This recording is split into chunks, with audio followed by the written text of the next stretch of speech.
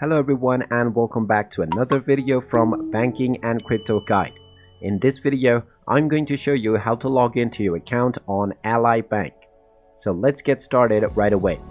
First of all, you're going to want to open up your web browser, so go ahead and open it up. And then in the address bar, type in ally.com and press enter. This will now take you into the official website of Ally Bank. Now, in order to log into your account, click on the login button at the top right corner, and then you will be asked to select your account type. Just go ahead and select your account type from the drop down menu, and then you can type in your username and your password.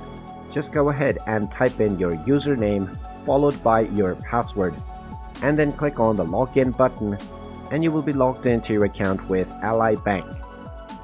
In case you forgot your username and your password, you can click on Forgot Username or Password button, and you will be able to reset your login credentials from there. And there you have it. That is how easy it is to log into your account with Ally Bank. If you find this video helpful, make sure you hit that like button and subscribe to our channel if you haven't done so already. Also ring that notification bell to never miss another update from us. Thank you for watching, and I will see you again in the next video.